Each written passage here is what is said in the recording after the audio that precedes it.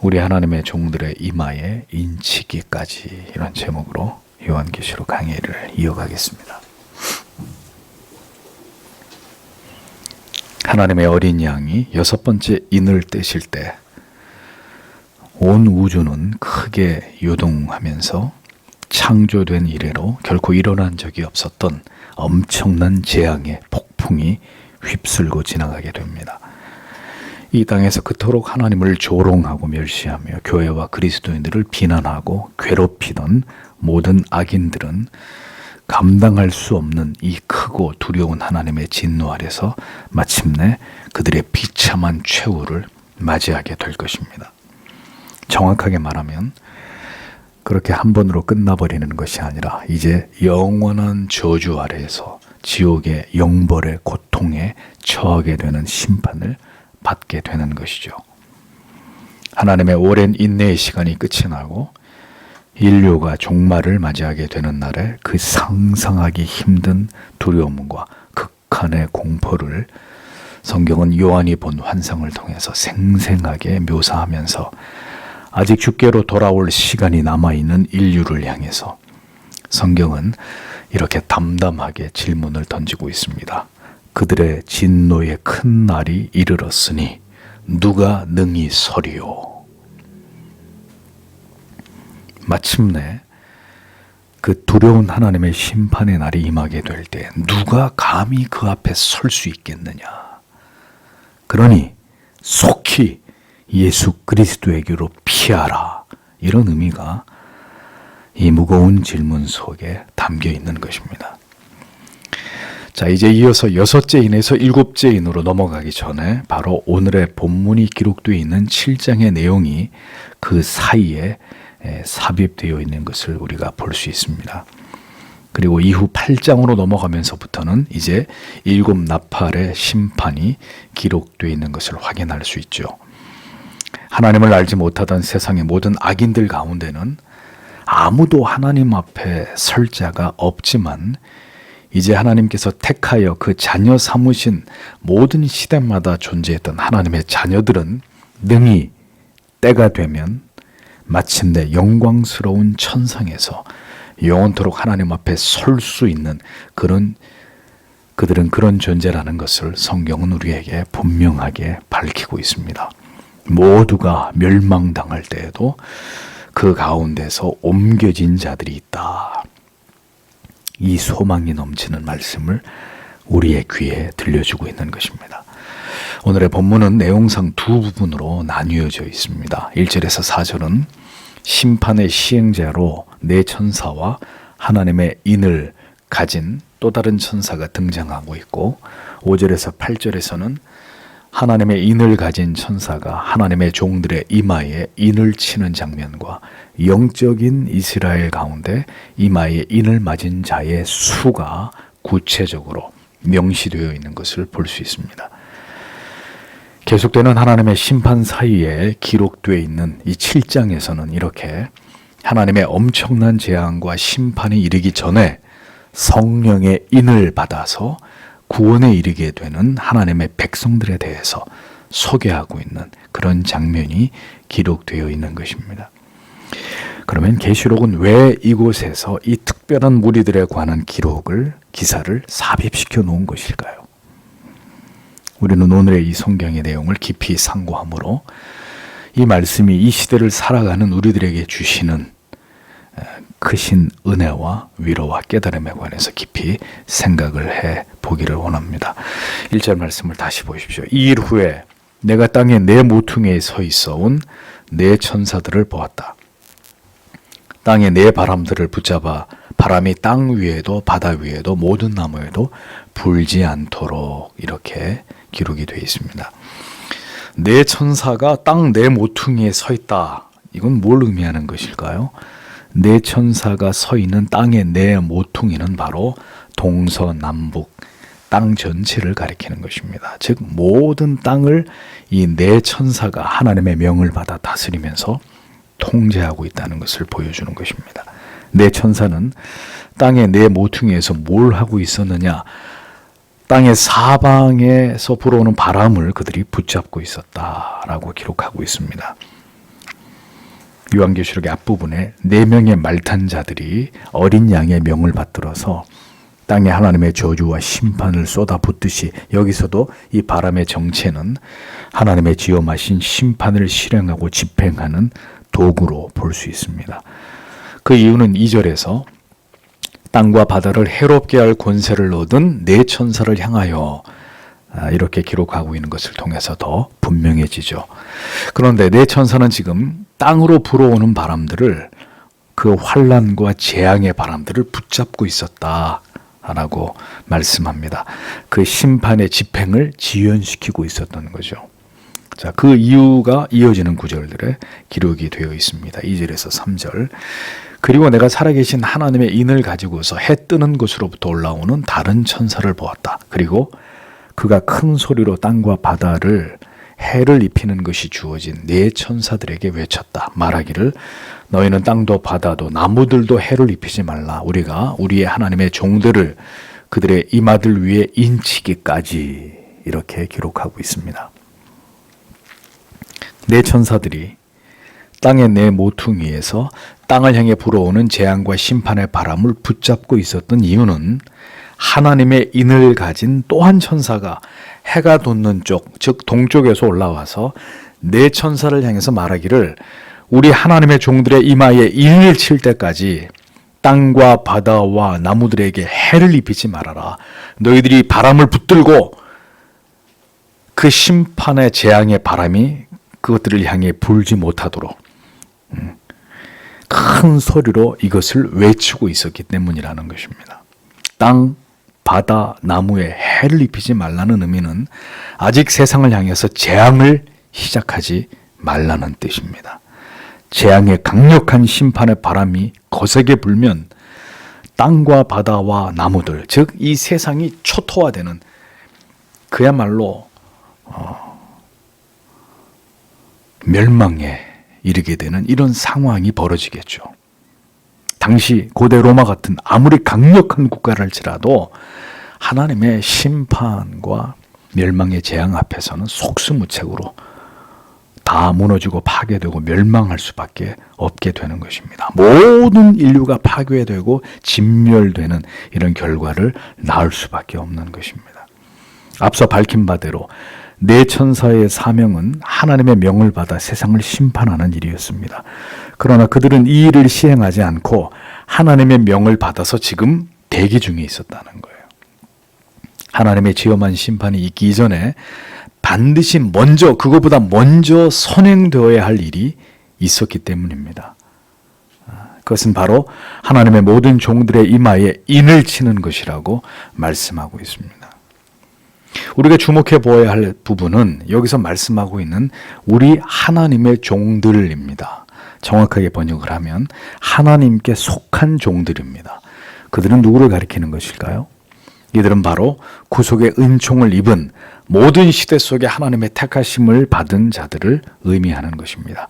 구원받기로 창세전부터 예정된 모든 하나님의 사람들을 일컬어 성경은 우리 하나님의 종들이라는 영광스러운 칭호로 그들을 부르고 있습니다. 예수 그리스도를 구주로 믿어 하나님의 자녀가 된 자들, 그리고 앞으로 주의 부르심 안으로 들어와야 되는 모든 자들이 바로 우리 하나님의 종들이다라는 것입니다. 그들이 모두 예수 그리스도를 구주로 믿음으로 말미암아 구원의 문 안으로 들어오기까지 세상의 내 모퉁이에서 이제 세상의 종말을 향해 불어닥칠 하나님의 진노와 심판의 바람을 붙잡고 있는 이들이 4천사들이고, 그렇게 하도록 엄히 명령하고 계시는 분이 바로 하나님이시라고 계시록은 우리에게 그것을 보여주고 있습니다. 자, 이것을 보면 우리가 한 가지를 분명히 깨닫게 됩니다. 죄악된 세상의 운명은 이미 정해져 있는 것이다 라는 거죠. 사람들은 보랏빛 아름다운 미래를 상상합니다. 인류의 미래는 진화의 진화를, 발전의 발전을 거듭해서 결국 인간의 수명도 비약적으로 늘어나게 되고, 모든 기술이 발전되면서 사람이 더 살기에 편리한 유토피아가 건설될 것이라고 사람들은 기대합니다. 그러나 성도 여러분, 그것은 타락한 인간들의 한낱 어리석은 희망일 뿐, 지금도 이 세상에 존재하는 이유는 하나님께서 친히 세상을 향한 그 두려운 진노와 재앙의 모든 것을 파괴하는 그 심판의 바람을 내 천사들을 통해서 붙잡고 있으라고 명하셨기 때문이라는 것을 우리는 잊지 말아야 합니다. 오늘 밤에라도 하나님이 그 세상을 향한 재앙의 바람을 그들의 손에서 놓아버리라고 말씀하시면 모든 것이 다 바람처럼 사라져버리는 것입니다. 그것이 세상입니다. 장망성의 모습입니다.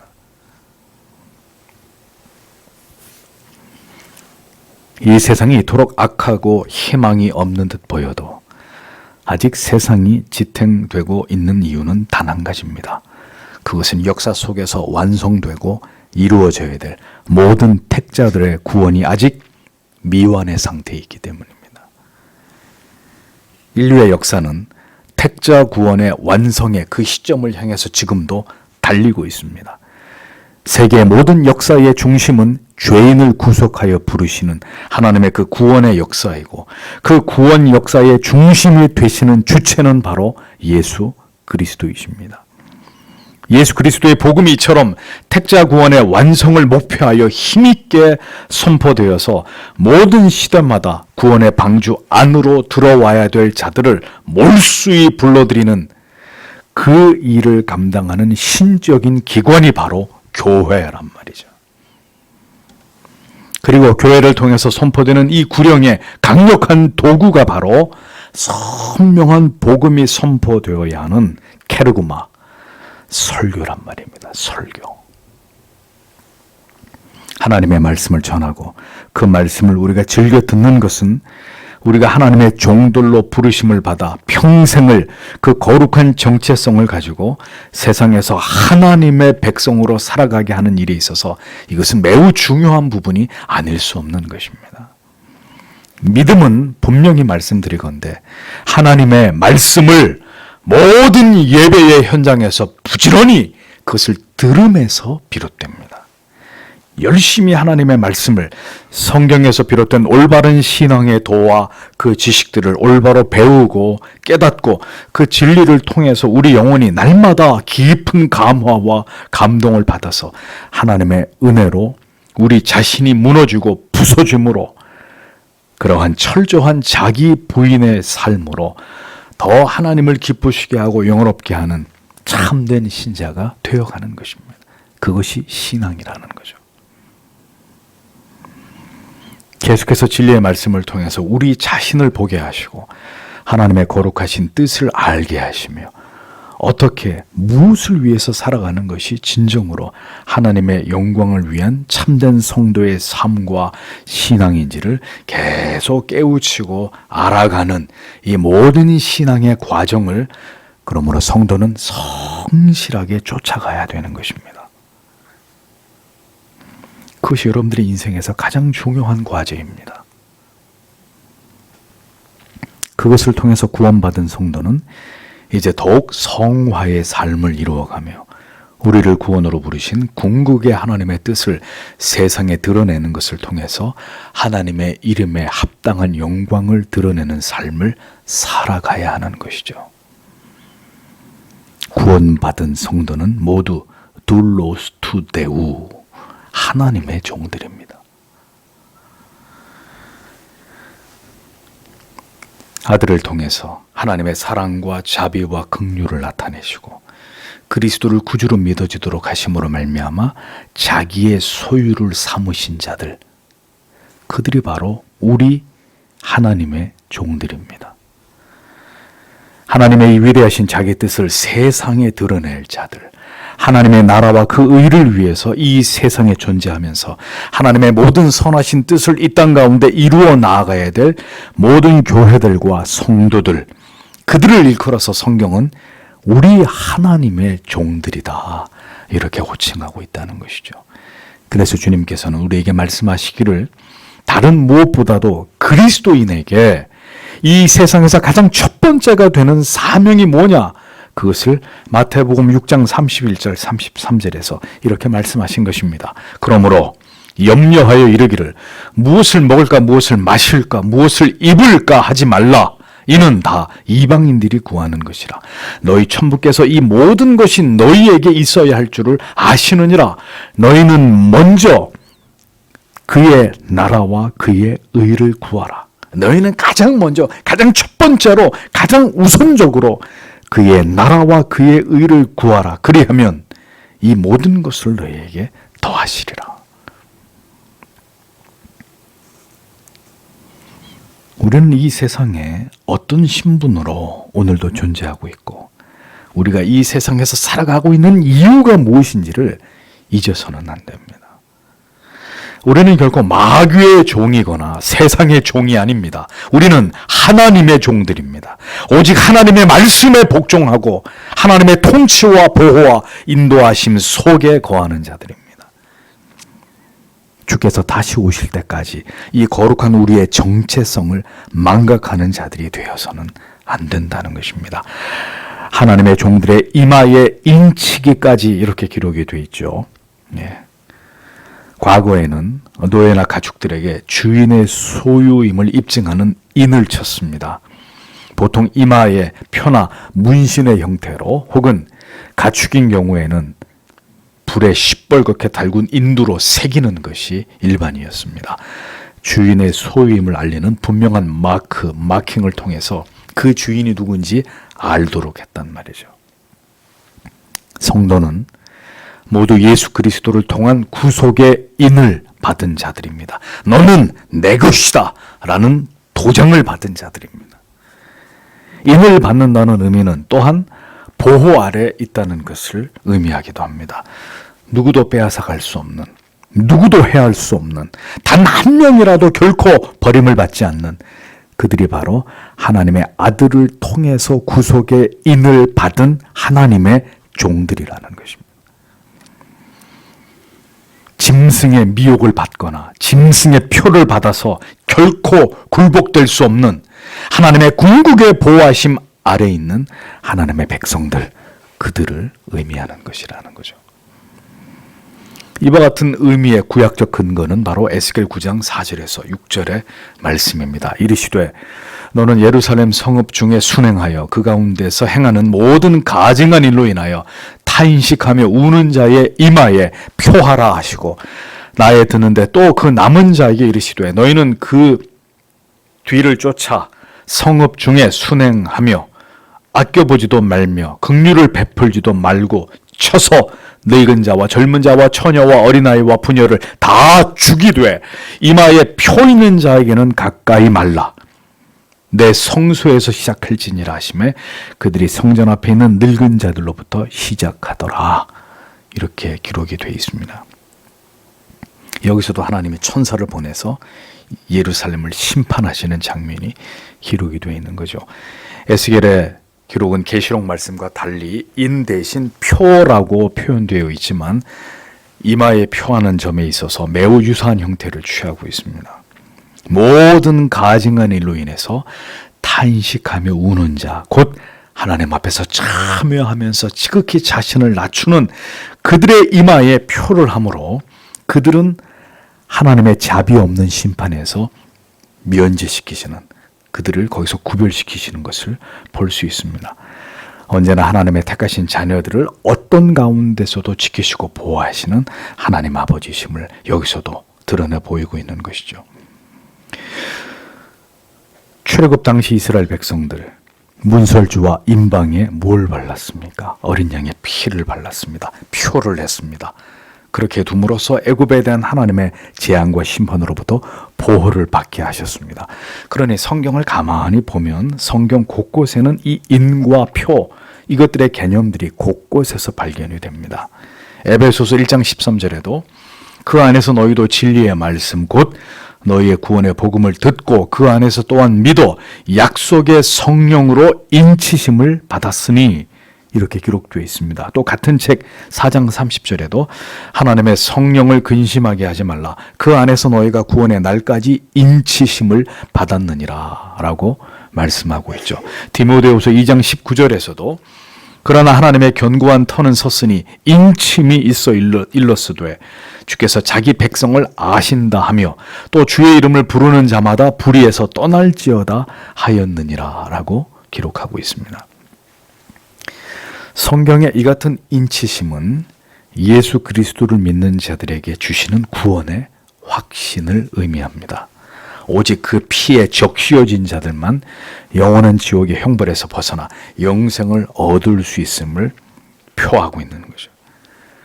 아무리 지우려고 해도 지워지지 않은 인장처럼 성령의 인치심을 받은 자들은 그들이 세상에 살아가면서 죄를 짓고 그렇지 않고를 떠나서 하나님의 분명한 자녀됨의 확신을 이 마음속에 품고 살아가게 되는 것입니다.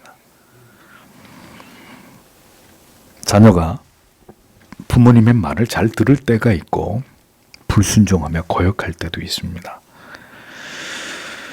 그래서 부모님께 꾸중을 들어서 관계가 소원해지고 서먹해질 수는 있어도 그 부모와 자녀의 관계가 정상적이라면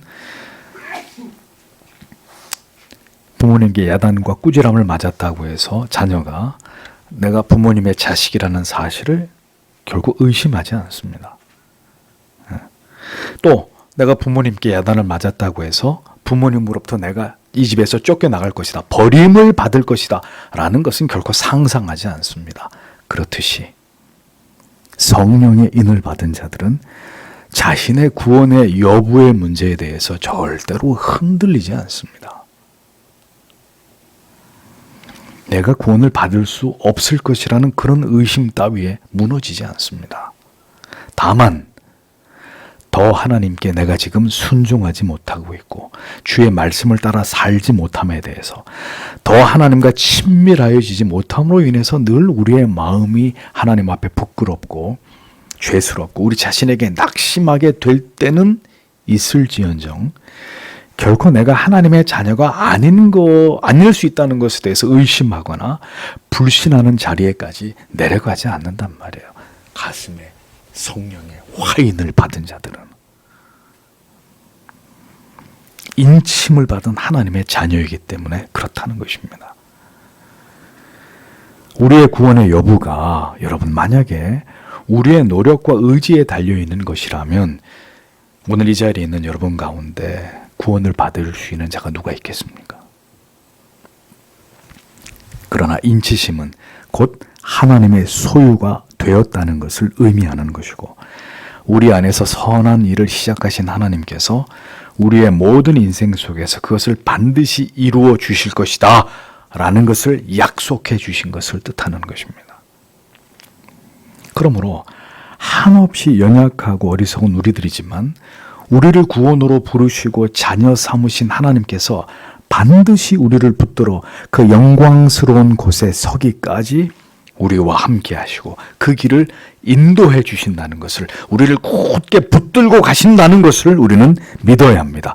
그것이 바로 하나님의 절대적인 주권적 선택하심이고 성도의 궁극적 견인이라는 거죠.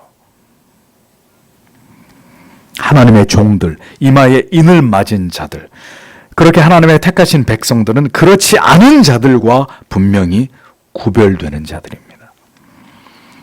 구속의 인치심, 구원의 확신, 이것이 이토록 중요한 문제이기에 사탄이 집요하게 신자를 괴롭히고 교란시키고 혼란과 의심에 빠뜨리기 위해서 노력하는 것이 뭐겠습니까? 바로 내가 그 인을 받은 하나님의 자녀가 맞을까 하는 바로 이 부분에 대한 확신을 흔드는 것입니다. 의심을 집어넣는 거죠. 믿음의 반대는 불신이 아니라고 했습니다. 믿음의 반대는 의심이라고 말씀드렸죠. 의심하게 만든단 말이에요. 구원받았나? 내가 하나님의 자녀가 맞나? 하나님이 날 버리신 게 아닌가?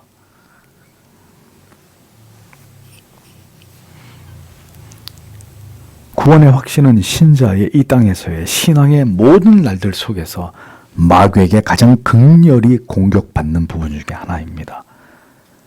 그래서 이런 일들이 벌어지는 거죠. 구원을 받지 않았음에도 구원을 받았다고 믿게 만드는 기만과 또 구원의 인치심을 받은 하나님의 자녀임에도 불구하고 여전히 자신은 구원을 받지 않았다고 자신이 구원받지 않은 사람이라는 것을 더 확신하게 만들어서 스스로 자기를 끈떨어진 연처럼 방황하도록 만드는 이러한 일들을 사탄은 아담 이후로 지금까지 집요하게 하나님의 백성들 속에서 그 일을 지속하고 있다는 것입니다.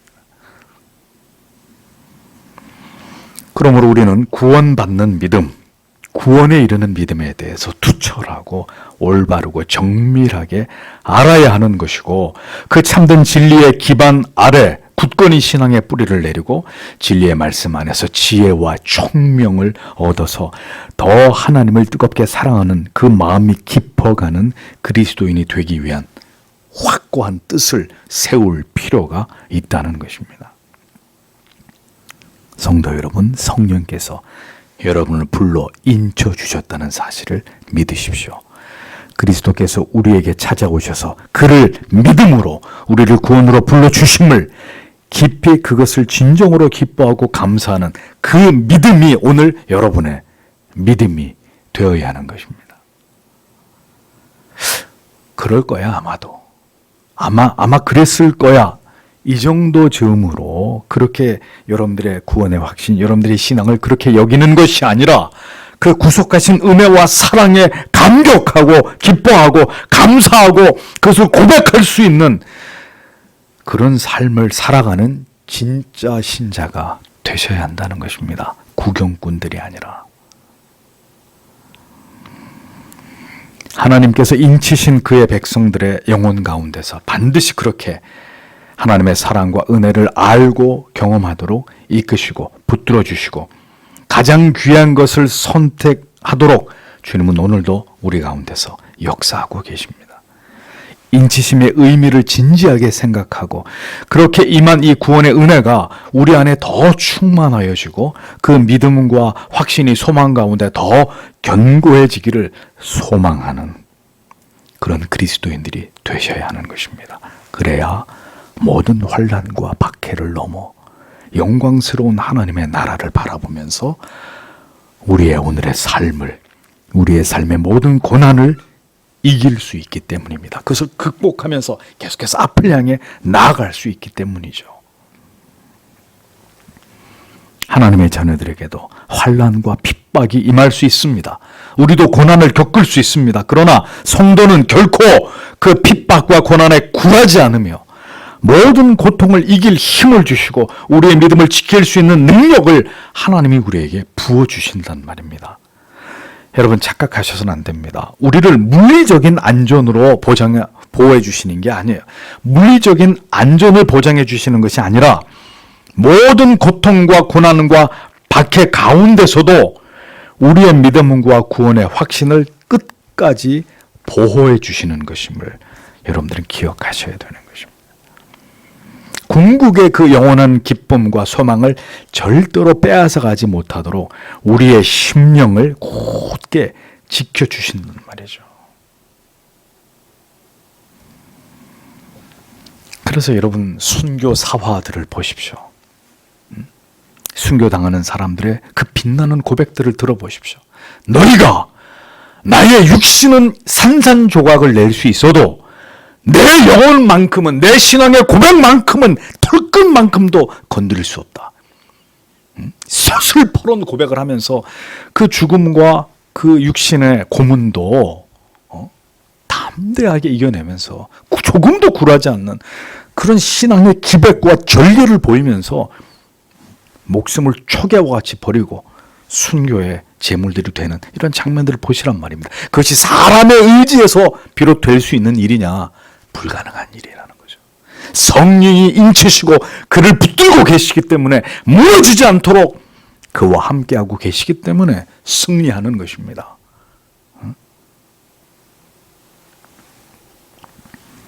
그러한 하나님의 은혜가 인침을 받은 자들에게 있다는 것입니다. 입맞은 자, 그들은 앞으로 나팔과 대접의 심판에서도 철저하게 보호를 받게 된다는 사실을 계시록에 계속해서 보여줄 것입니다. 이스라엘 백성 가운데 구체적으로 입맞은 자의 수에 관해서 이제 성경은 이어서 기록을 하고 있습니다. 4절에 그리고 내가 입맞아 온 자들의 수를 들었다. 이스라엘 자손들의 모든 지파에서 입맞아 온 14만 4천이다. 이렇게 기록이 되어 있습니다. 입맞은 자의 그 수에 관해서 이스라엘 각 지파 중에서 14만 4천이라고 성경이 이렇게 밝히고 있습니다. 이 14만 4천이라는 수는 문자 그대로의 의미가 아니라 그러니까 구원받은 자가 역사 속에서 14만 4천 명만 된다 그런 뜻이 아니라 여러 주석가들의 공통된 견해대로 이 숫자는 모든 이 땅에 택하심을 입은 하나님의 백성들의 총수를 의미하는 상징적인 수라는 것입니다. 그럼 여러분이 14만 4천이 이게 어떻게 해서 나온 수인지 궁금하시겠죠. 14만 4천 12 곱하기 12 곱하기 1000의 조합입니다. 그러면 여기서 12과 또 다른 12는 뭘 의미할까요? 자, 보좌 주변에 장로가 몇 명이 도열에 있었어요? 24명이죠. 마찬가지로 구약의 이스라엘 지파 수와 신약의 제자들의 수 12 그것을 의미하는 것으로 보고, 그럼 1000은 구약에서 군대를 조직할 때의 단위가 1000명입니다. 그러니 이 모든 것을 합산하면 14만 4천에 이른다는 것을 알 수 있죠. 즉 이 수는 하나님의 택하심을 입은 모든 백성들을 가리키고, 그들은 모두 이 땅에서 그리스도를 따르며 믿음을 지키기 위해서 영적인 치열한 전투를 감당한 용감한 그리스도의 군사들임을 상징하는 의미입니다. 이 땅의 모든 성도와 교회는 모두 전투하는 하나님의 거룩한 군대라는 것을 이 수가 암시하고 있는 것이죠. 성경에는 여러 숫자들의 그 의미들이 부여되어 있는 것을 우리에게 보여주고 있습니다. 3은 하나님의 수, 4는 동서남북을 의미하는 땅의 숫자. 자, 그래서 3과 4를 곱하면 12가 되고, 충만한 수 10의 세제곱까지 곱해지면 14만 4천이 되는 것이죠. 성삼위 하나님께서 완전하게 이 땅을 다스리심을 상징하는 것입니다. 또 다른 숫자를 볼까요? 예루살렘 성도 12문 12초성으로 이루어져 있습니다. 이 12문에는 이스라엘 자손의 12지파의 이름이 기록되어 있고, 12초석에는 어린 양의 12사도의 이름이 새겨져 있습니다.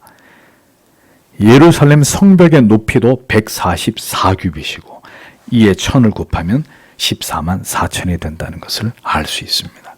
이 모든 반복적인 숫자의 개념이 모두 하나님의 택하심을 입은 모든 구약과 신약 이후의 모든 시대를 망라해서 구원받은 하나님의 택하심을 입은 하나님의 자녀들과 이 땅에 세워진 모든 지상교회들의 총계를 의미하는 것이다 라는 것입니다. 이처럼 이스라엘의 12지파에서 나온 14만 4천은 여러분 이것을 이제 잘못 해석하는 사람들의 이야기입니다만 실제적인 유대인들의 수를 의미하는 것이 아니라는 거죠. 세대주의자들은 이 14만 4천을 유대인의 수로 제한합니다. 그리고 이제 뒤에 나온 허다한 수의 무리들은 이제 유대인들을 제외한 모든 이방인들 가운데 구원받은 수로 이렇게 보지만 이것은 잘못된 해석입니다. 이스라엘은 역사 속에서 볼 때 아수르라는 나라에 의해서 이미 대부분의 지파들이 멸망당하죠. 사라져버립니다. 남은 지파라고는 유다, 베냐민, 레위 지파 정도였습니다. 그래서 신약으로 넘어오면서 바울은 신약 시대의 모든 유대인이나 이방인 모두가 다 누구라고 표현하죠?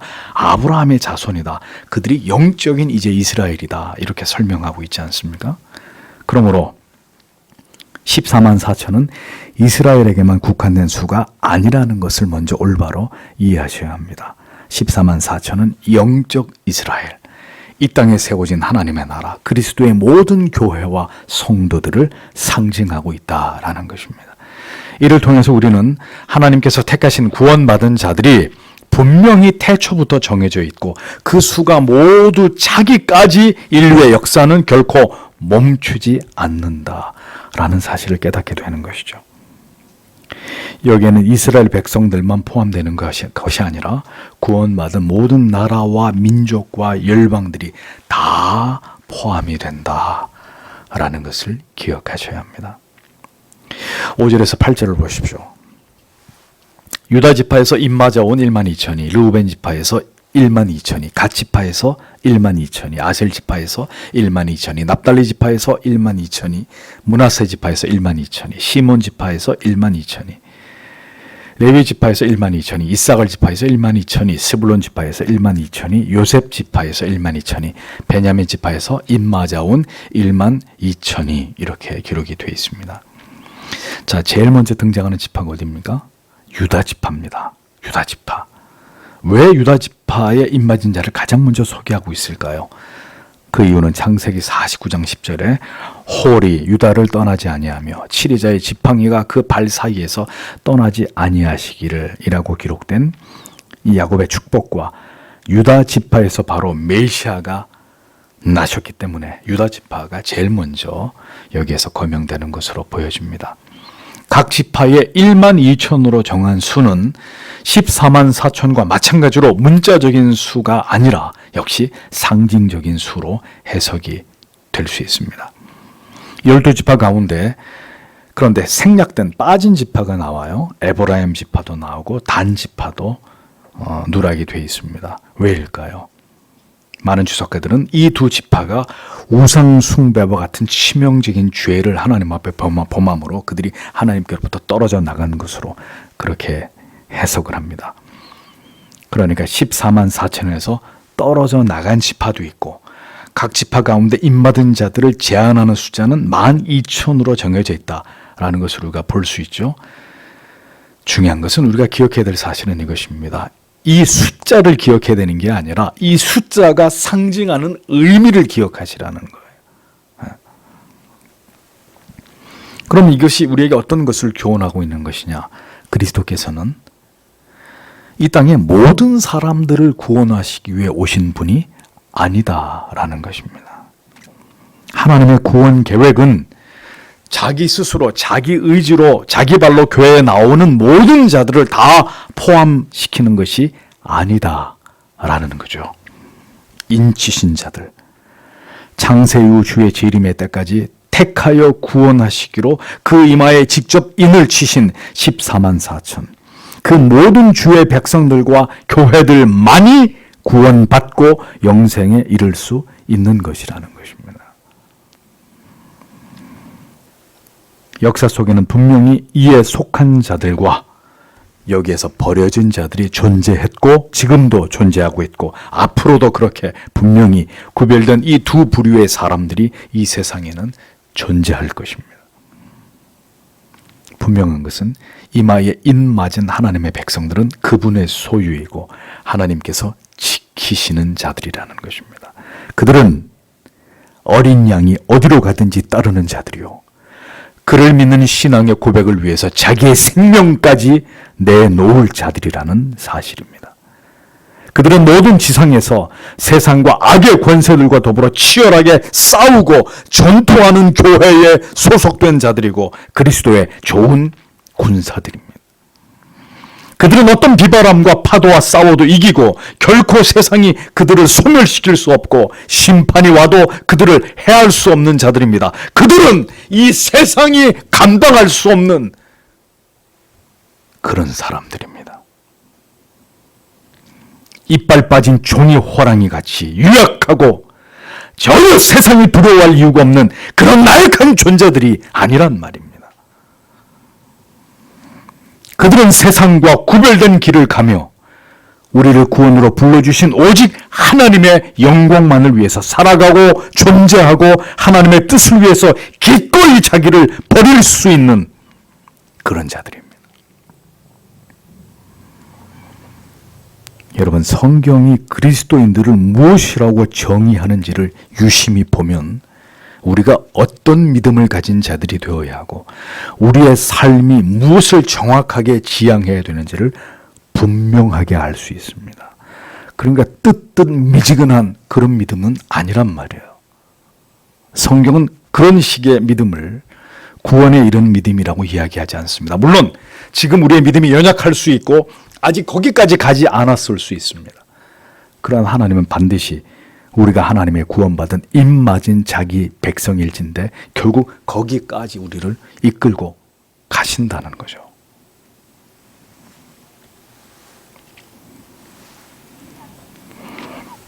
여러분은 분명 입맞은 자들이십니까? 여러분의 믿음과 삶은 지금 그것을 증명해 나아가고 있나요? 구주의 붙드심이 있기를 부디 진지하게 기도하십시오. 인맞은 자 14만 4천, 우리 하나님의 종들, 이것이 모든 시대 속에서 신자들, 성도를 지칭하는 의미심장한 단어들이고 그 수였습니다.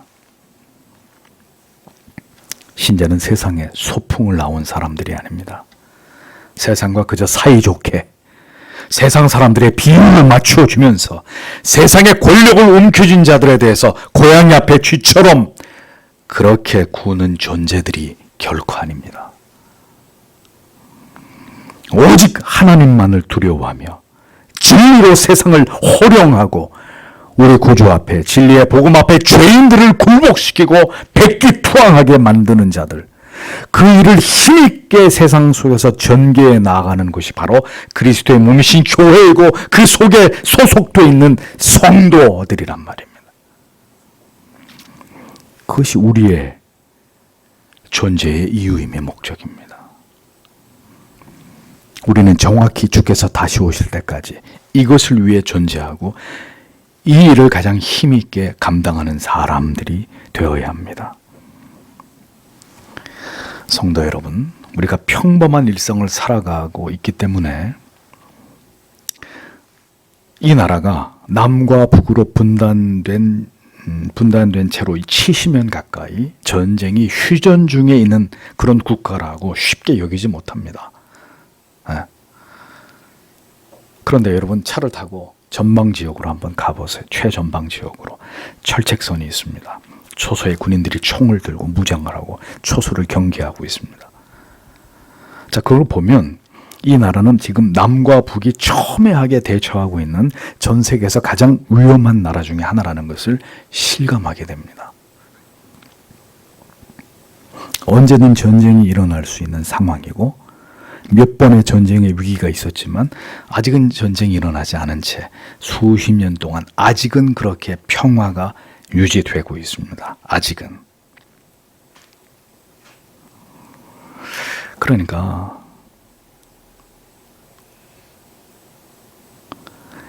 세상은 지극히 이렇게 평화로워 보이고 아무 일이 일어나고 있지 않은 것처럼 보이지만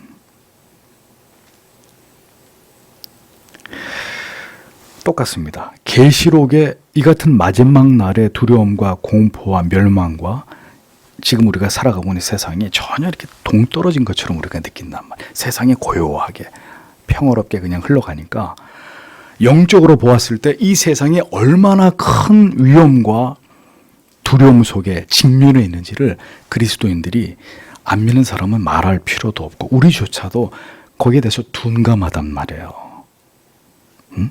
그런데 여러분 잊지 마십시오. 이미 세상을 멸망시킬 모든 준비가 이루어져 있고 그것은 창세부터 지금까지 그리스도의 초림에서부터 재림의 순간까지 사방에서 심판과 재앙의 바람이 불어닥치고 있지만 하나님께서 아직 아니다 라고 재앙의 바람을 내 천사로 하여금 붙잡아 두도록 하신 지금 그런 상황이 계속 지속되고 있을 뿐이라는 거예요.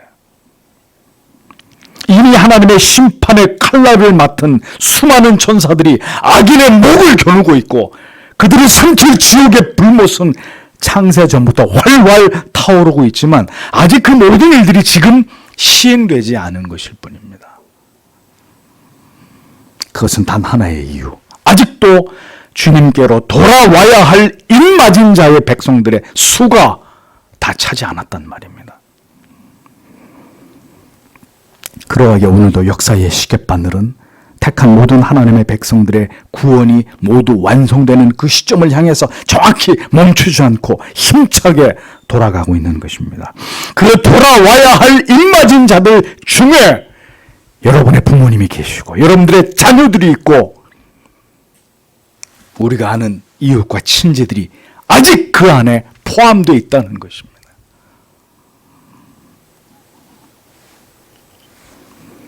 그러나 입맞은 모든 하나님의 백성들의 수가 마침내 모두 채워지게 되는 그날 천사들을 통해서 붙잡고 있게 하신 하나님의 그 모든 심판과 재앙의 바람은 이제 이 땅을 사정없이 강타하게 될 것이고, 그 두려운 하나님의 심판의 피바람이 남아있는 인류에게 우리의 눈에 보이는 이 화려한 온 세상과 끝없이 펼쳐진 이 우주에 불어 닥치게 될 것입니다. 그러면 종이처럼 하늘이 말려 올라가게 되는, 순식간에 모든 것이 소멸되어 버리는, 하늘의 별이 빛처럼 땅에 떨어지고 섬과 산이 하루아침에 사라져 버리게 되는 이 무시무시한 두려운 하나님의 심판의 날이 마침내 임하게 되는 것입니다. 주님께서 그때까지 가라지를 가만히 놔두라고 말씀하십니다. 가라지를 뽑으려다가 알곡까지 뽑혀 나갈 수 있기 때문이죠. 추수하는 날에 모두 베어서 알곡은 곡간 안에, 가라지는 모두 불로 태워버릴 것이라고 경고하셨습니다. 세상이 이토록 악으로 창궐하고 악인들이 처처에 득세하는 듯이 보여도 그들이 벌을 받아 피를 토며 거꾸로 죽어 죽지 않는 이유는 아직도 하나님의 궁극의 심판이 이를 때가 되지 않았기 때문입니다. 많은 그리스도인들은 우리가 당하는 이 고통과 괴로움에 비해서 하나님을 멸시하는 자들의 번영과 형통을 이해할 수 없어 합니다. 왜 악인은 잘 되고 하나님의 백성들은 이 땅에서 이렇게 불이익과 고통을 당해야만 하는 것일까? 알 수 없어 합니다. 시편 73편을 기록한 시인도 이 문제 때문에 괴로워했습니다. 12절에서 19절에 보면 볼지어다 이들은 악인이라 항상 평안하고 재물은 더하도다.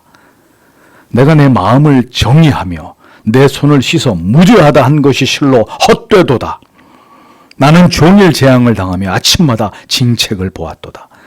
내가 만일 스스로 이르기를 내가 이렇게 말하리라 하였다면 주의 아들들의 시대를 대하여 괴유를 행하였으리이다. 내가 어쩌면 이를 알까 하여 생각한즉 내게 심히 곤란하더니 하나님의 성소에 들어갈 때에야 저희 결국을 내가 깨달았나이다. 주께서 참으로 저희를 미끄러운 곳에 두시며 파멸에 던지시니 저희가 어찌 그리 졸지에 황폐되었는가 놀람으로 전멸하였나이다. 25절에서 28절에는 하늘에서는 주 외에 누가 내게 있으리요 땅에서는 주밖에 나의 사모할 자 없나이다. 내 육체와 마음은 쇠잔하나 하나님은 내 마음의 반석이시요 영원한 분깃이시라. 대저 주를 멀리하는 자는 망하리니 음녀같이 주를 떠난 자를 주께서 다 멸하셨나이다. 하나님께 가까이 함이 내게 복이라. 내가 주 여호와를 나의 피난처로 삼아 주의 모든 행사를 전파리다. 이렇게 고백하고 있습니다. 의심과 불만으로 시작했으나 결국 악인의 종국을 보면서 아, 그런 것이로구나. 결국 끝에 가서 하나님이 심판하시는 것이고 모든 것이 밝혀지는 것이로구나. 시인은 그것을 깨닫고 하나님을 찬양합니다.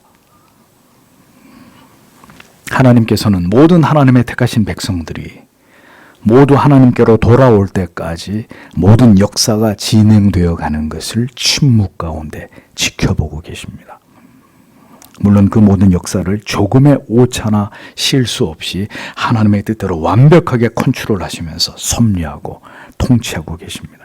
그럼에도 하나님께서는 때로 의인들이 교회와 성도가 당하는 불의와 고통과 박해에 그분이 침묵하시는 듯이 보이고 악인들이 마음대로 세상을 지배하고 활개치고 세상을 통치하는 것에 대해서 그분이 외면하시는 것처럼 보이실 때가 있습니다.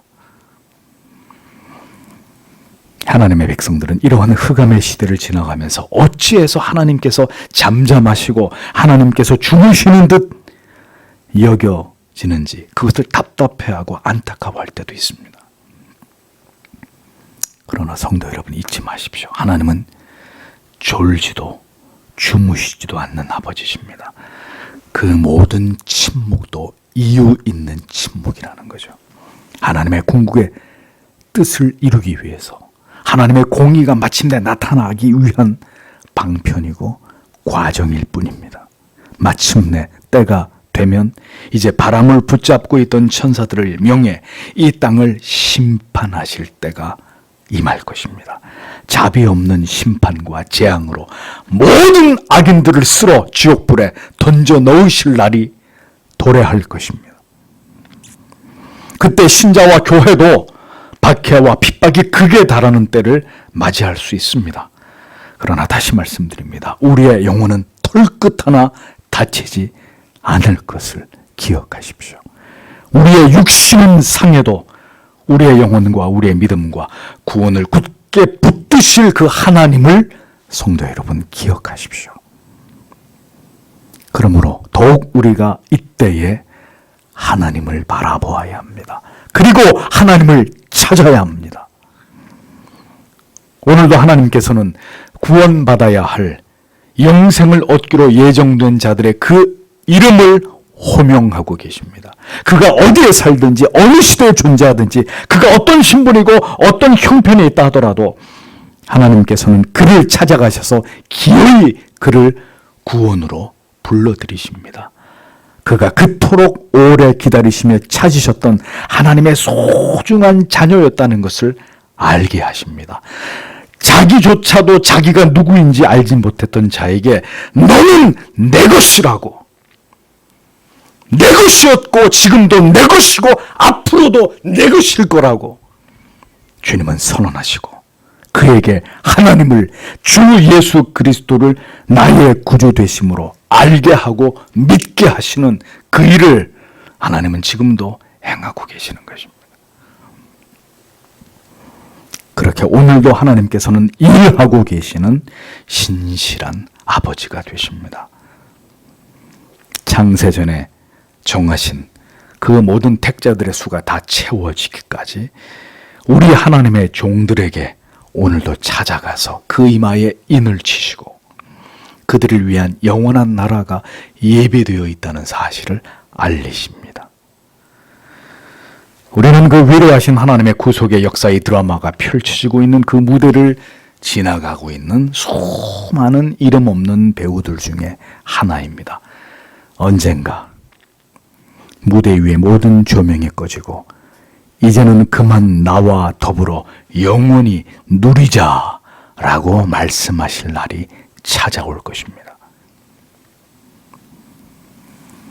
성도 여러분, 오늘도 계시록이 우리에게 교회와 성도 여러분들에게 주는 이 소망을 가슴에 담아 기억하십시오. 무지하고 사악한 이단 사이비 교주 따위가 지파놀이를 하면서 짓거려대는 14만 4천 명, 그 수만 구원을 받고 그 무리에 들어가려면 자기들의 종교를 믿으라고 짓거리는 그 뱀의 혓바닥 같은 말에 많은 사람들이 미혹되었습니다. 안타까운 일이 아닐 수 없습니다. 오늘도 성경이 말씀하는 이 진리에 귀를 기울이십시오. 그리고 성령이 오늘도 우리 안에서 우리와 함께 하심으로 성경을 통해서 우리의 영혼에 들려주시는 이 복된 약속을 여러분의 가슴에 새기십시오. 입맞은 자들, 우리는 그렇게 하나님의 자녀로 잠시 이 세상을 살다가 다시 하나님께로 돌아갈 자들입니다. 우리의 인생을 주 앞에서 오늘도 어떻게 살아가야 하는지를 생각하십시오. 그리고 오직 하나님의 그 뜻대로 우리를 이끌어 주시고 인도해 주시기를 간절히 소망하면서 기도하십시오. 역사는 지금도 진행되고 있고 그 날은 분명히 우리에게 개인적으로든 국가적으로든 세계적으로든 온 우주적으로든 찾아올 것입니다. 그날을 준비하는 믿음과 지혜와 그리고 깨어있음이 우리 모두에게 있게 되기를 간절히 소망합니다. 주의 은혜가 여러분 모두에게 함께 하시기를 축복합니다. 기도하겠습니다.